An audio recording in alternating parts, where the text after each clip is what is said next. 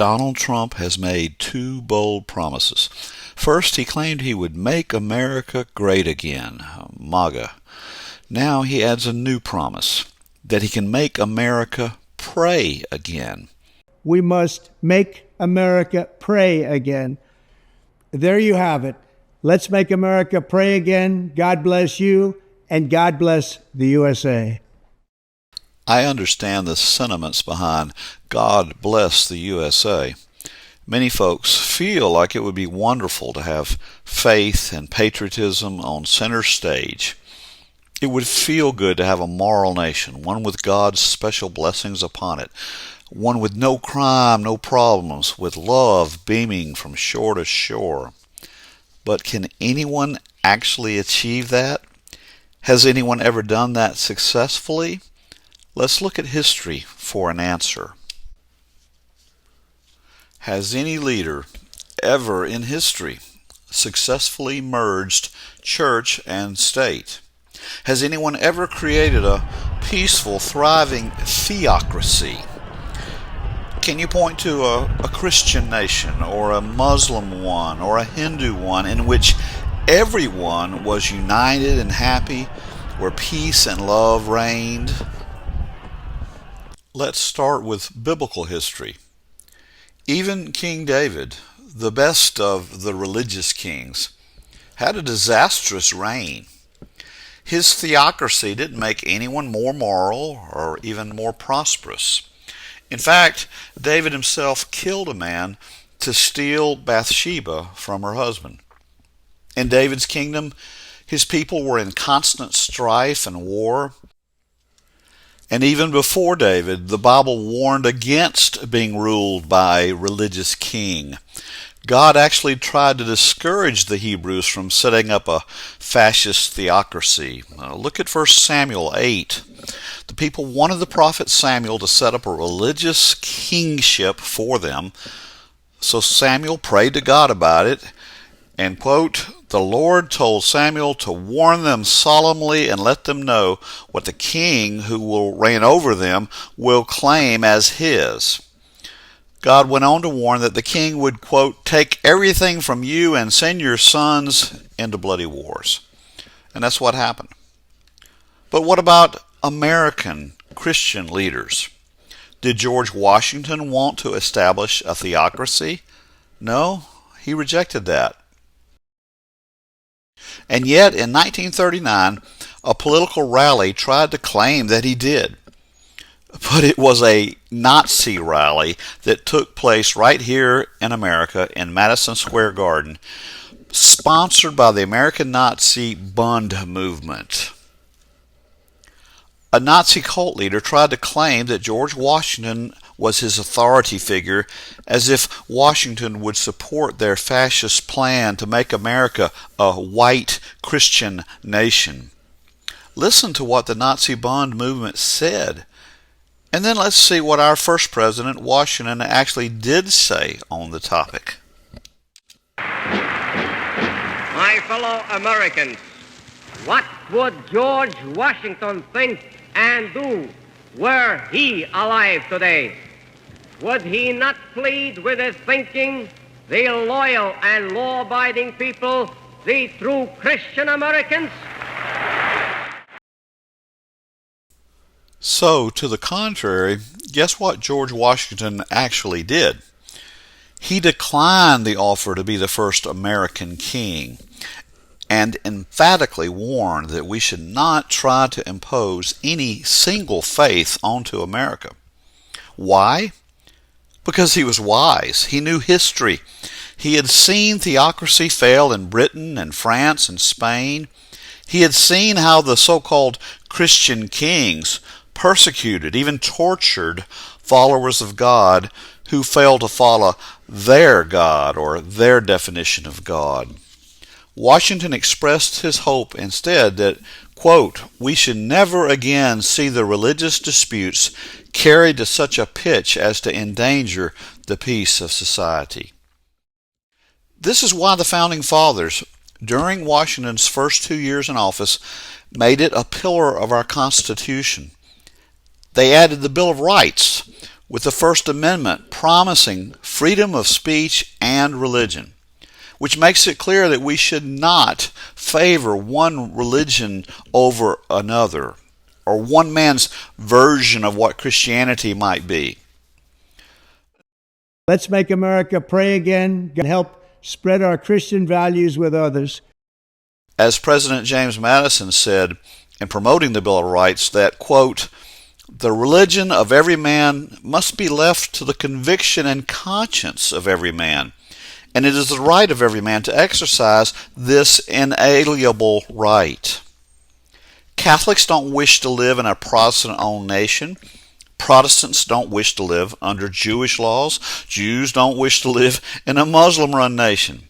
So instead, for 200 years, all American faiths have lived peacefully, agreeing to freedom of religion for all people, not just for the ones in power. Europe, as I mentioned, had a long, horrible history of Christian nations, or so-called Christian nations, that engaged in constant wars, tortured those with different faiths, with Catholics murdering Protestants and vice versa.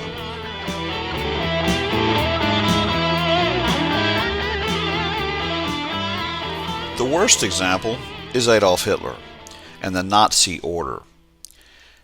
Hitler publicly called Germany a Christian people, even as he was secretly setting up a theocracy of devils, a government based on his own religious cult. He was the messiah of a very un-Christian Nazi order of white Aryans. He was a fraud. That should be a lesson. History doesn't stutter. Theocracies fail. For thousands of years, they failed.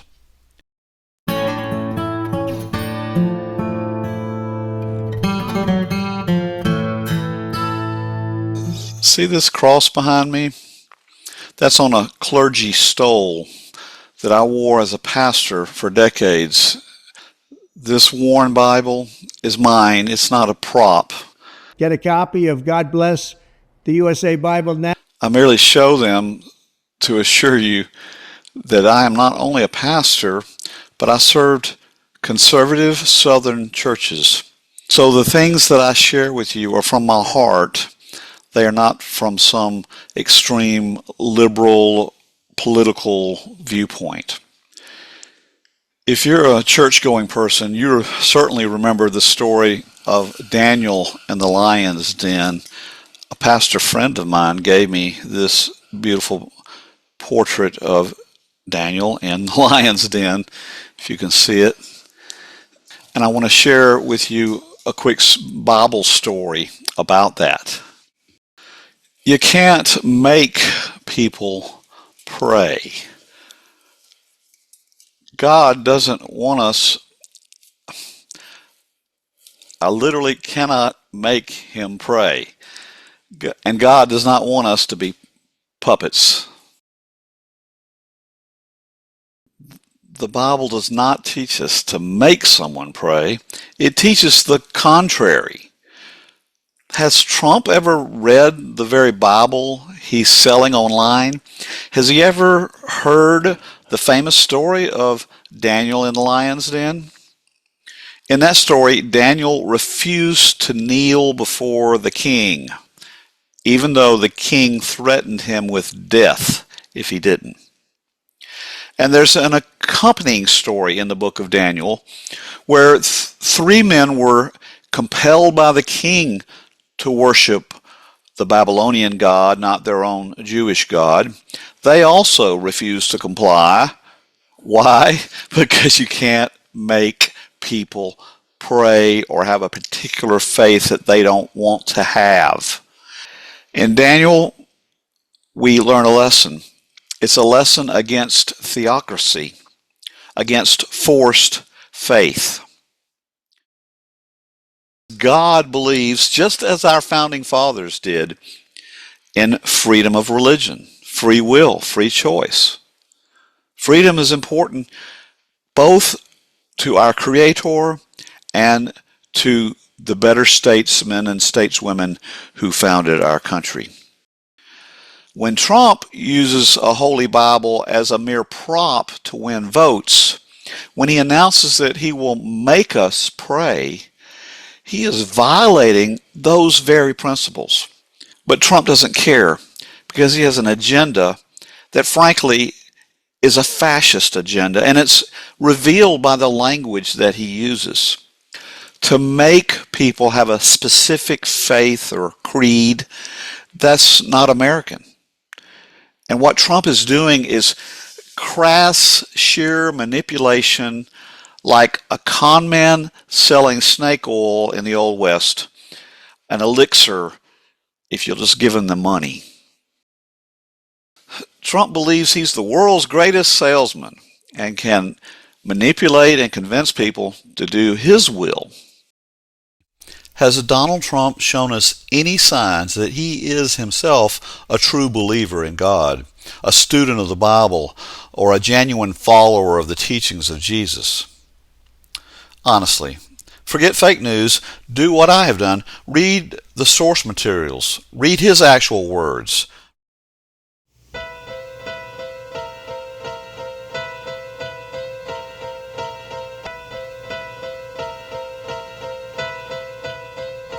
I'll now finally get to my second question as I drive you to the voting booth. If you did still want a Christian nation, would you want Donald Trump to be the one to lead it? Would you want Donald Trump to be teaching your child how to pray?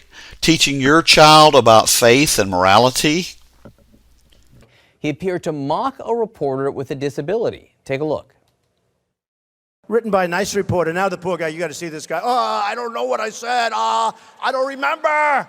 That reporter he is talking about is Serge Kovaleski, who now works for the New York Times.